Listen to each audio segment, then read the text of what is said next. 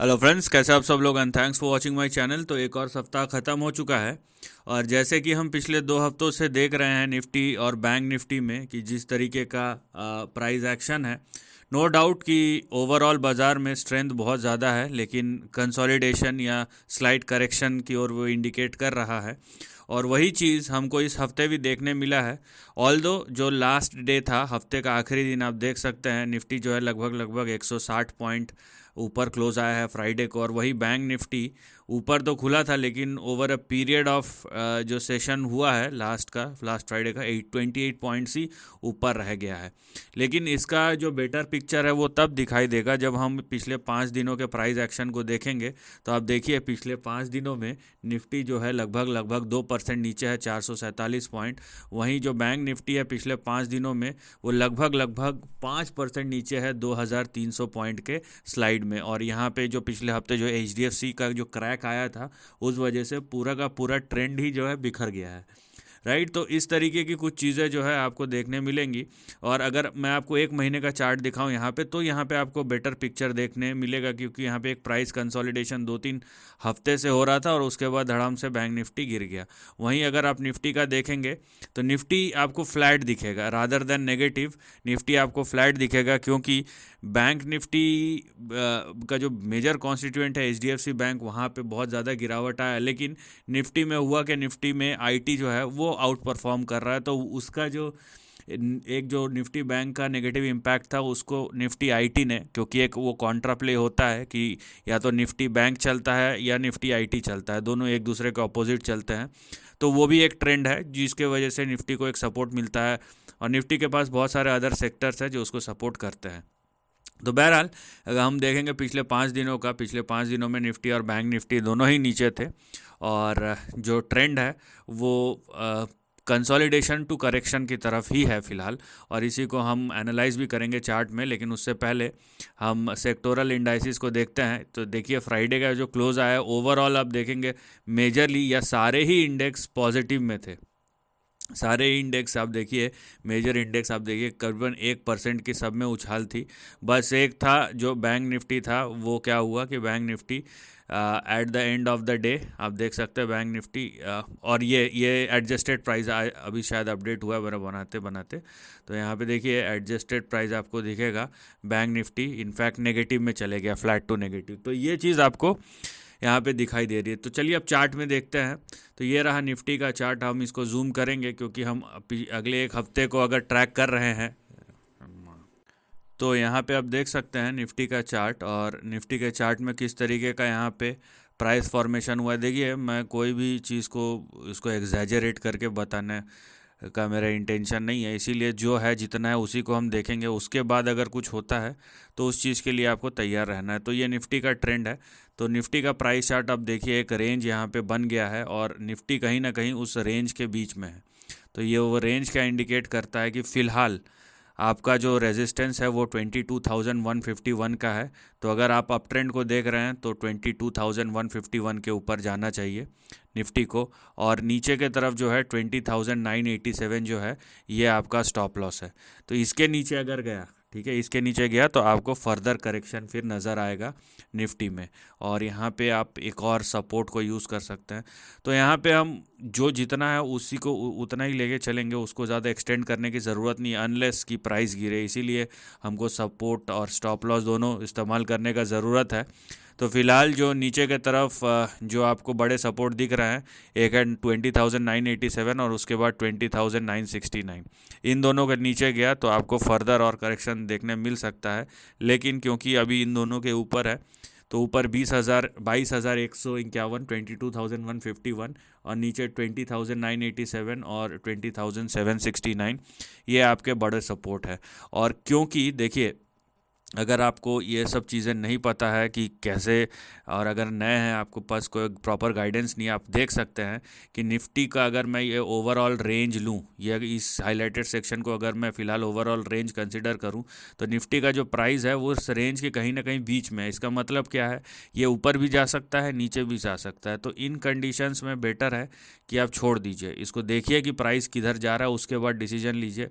क्योंकि अभी अगर आप कुछ करते हैं तो निफ्टी में जो पॉसिबिलिटी है वो ये बता रहा है कि निफ्टी का प्राइस चार्ट इधर भी जा सकता है, बीच में है क्योंकि, या इधर भी जा सकता है। तो ये 50-50 सिनारियो जो है ये रिस्की हो जाता है। और अगर आप इसके लिए आपके पास प्रॉपर प्लानिंग नहीं है, बस करना है बोल के आप कर रहे हैं, तो ऐसा काम मत कीजिए, क्योंकि ये अननेसेसरी आप रिस्क लेंगे और उसके बाद जो है प्रोबेबिलिटी है कि लॉसेस ज़्यादा हो सकता है, राइट। तो यहाँ पे आपको एक रेंज दिख रहा है और उसके बीच में निफ्टी में कंसोलिडेशन दिख रहा है। वहीं अगर हम बैंक निफ्टी के चार्ट में या निफ्टी बैंक के चार्ट में चलते हैं, निफ्टी बैंक का तो ऑलरेडी वीक है, और क्योंकि एचडीएफसी ने जिस तरीके से परफॉर्म किया है, आप यहाँ पे देखिए कि एक राउंडिंग जो टॉप का फॉर्मेशन हुआ है और उसके बाद ब्रेकडाउन हो गया, ठीक है। यहाँ पे आपको क्लियरली दिख रहा है ये राउंडिंग टॉप का, मैंने पिछले हफ्ते भी बताया था आपको। और जिस तरीके से यहाँ पे पैटर्न फॉर्मेशन हुआ है, यहाँ पे आपको क्लियरली दिखाई देगा कि एक, ये देखिए आप, एक राउंडिंग टॉप जैसा पैटर्न फॉर्मेशन आपको दिखाई दे रहा है। और उसके बाद आपको क्या दिखेगा कि यहाँ पे ब्रेकडाउन हो गया, ये देखिए, राइट। तो इस तरीके का आपको दिखाई देगा यहाँ पे। और ये ब्रेक डाउन हो गया ये ज़रूरी नहीं है, ये अपना जो प्रीवियस रेजिस्टेंस था उसके ऊपर ब्रेकआउट हुआ था। अब ये ब्रेकआउट जो है यहाँ पे आप देख सकते हैं कि ये फॉल्स ब्रेकआउट साबित हुआ है। और सबसे इम्पॉर्टेंट जो लेवल था जिसके ऊपर ब्रेकआउट हुआ था 46,355, अब निफ्टी बैंक जो है वो उसके नीचे ट्रेड कर रहा है। तो गोइंग फॉरवर्ड अगर 46,355 354 के नीचे ही निफ्टी बैंक ट्रेड करता है तो यहाँ पे आपको और फर्दर डाउनसाइड देखने मिल सकता है। तो अगर आप अपसाइड के बारे में सोच रहे हैं तो निफ्टी बैंक को फिर यहाँ पे देखिए 46,355 के ऊपर सस्टेन करना पड़ेगा। अगर ऐसा नहीं होता है तो अगला सपोर्ट जो यहाँ पे ऑलरेडी एक्टिव है, खुल चुका है, वो है 43,629 का। और यहाँ पे अगर एक्सटेंशन हुआ इस करेक्शन का तो यहाँ पे देखिए आपका जो एक्सटेंडेड जो सपोर्ट है वो आएगा 42,163 165, ये 164 या 163 पे। तो यहाँ पे बैंक निफ्टी आपको ज़्यादा वीक दिख रहा है बनस्पत निफ्टी के, लेकिन आपको यहाँ पे 42,000 तक जाने की ज़रूरत नहीं है। लेकिन जो एक्टिव है, जो 46,355 के नीचे जो चीज़ एक्टिव है वो है आपका डाउन साइड, और वो डाउन साइड फ़िलहाल है 43,888 से लेके 43,630 के बीच में। तो इसको आपको फोकस करना है। और एक्सटेंशन 42,160 का है, तो फिलहाल आप इसको मिटा सकते हैं, लेकिन इस नंबर को ध्यान रखिएगा। फिलहाल जो आपके पास रेंज है जो एक्टिव है वो ये है। और निफ्टी बैंक आपको क्या बता रहा है? निफ्टी बैंक आपको ये बता रहा है कि यहाँ पे डाउन साइड ओपन अप हो चुका है। वहीं निफ्टी भी आपको एक 50-50 की प्रोबेबिलिटी दे रहा है। तो बात यह है कि निफ्टी आईटी एक तरीके से निफ्टी को होल्ड कर रहा है, वहीं निफ्टी बैंक जो है वो एक तरीके से बाज़ार को नीचे खींच रहा है, राइट। तो यहाँ पे दोनों तरफ का टग ऑफ वार चल रहा है। तो इसीलिए आपको निफ्टी ज़्यादा स्टेबल दिखेगा बनस्पत निफ्टी आईटी के। मैं पिछले हफ्ते भी बताया था कि हर एक इंडेक्स को उसके तरीके से देखिए, स्टॉक चल रहा है, ऐसा नहीं कि बाज़ार में हर स्टॉक ही गिर रहा है। इसका मतलब क्या है कि पैसा जो है एक सेक्टर से दूसरे सेक्टर में, एक स्टॉक से दूसरे स्टॉक में मूव कर रहा है। इसीलिए आपको बाज़ार में गिरावट उतनी नहीं दिखाई देगी जितने इंडिविजुअल स्टॉक्स में दिखाई दे रही है या इंडिविजुअल सेक्टर्स में दिखाई दे रही है। तो यहाँ पे हर एक सेक्टर का अपना एक यूनिक आइडेंटिफिकेशन है। आप उस तरीके से देखिए चीज़ों को। अगर निफ्टी बैंक में गिरावट है तो उसको ज़बरदस्ती पुश करने की ज़रूरत नहीं कि प्रोपोर्शनेटली निफ्टी भी उतना ही गिरेगा, क्योंकि निफ्टी को संभालने के लिए और लोग हैं। हाँ, अगर निफ्टी गिरता है तो उसमें ये ज़रूरी है कि जैसे आप यहाँ पे देखिए सारे इंडेक्स जो है सेक्टोरल इंडेक्स ये ऊपर है, तो ये ज़रूरी है। यहाँ पे देखिए निफ्टी मीडिया बस 1% नीचे है और निफ्टी प्राइवेट बैंक नीचे है, अदरवाइज़ आप देखिए। और निफ्टी बैंक फ्लैट है, Nifty auto 1%, Nifty financial services भी आधा %, फिर यहाँ पे देखिए एफएमसीजी 1.23%, निफ्टी आईटी लगभग 1%, फार्मा 1.25%, मेटल 1.5% के आसपास, पीएसयू बैंक 1 से 1.25%। तो यहाँ पे बहुत सारे इंडेक्स है जो परफॉर्म। ऑयल एंड गैस आप देखिए 1.66% out performer of Friday session. तो यहाँ पे बाकी सेक्टर्स है जो आउट परफॉर्म कर रहा है, और यही चीज़ आपको समझना है कि निफ्टी अपनी चाल चल रहा है और बैंक निफ्टी अपनी चाल। तो और यहाँ पे एक चीज़ क्लियर है, कि मार्केट अभी भी उस फेज़ में है जहाँ पे ये डाउन साइड को ज़्यादा इंडिकेट कर रहा है, ना कि अप साइड को।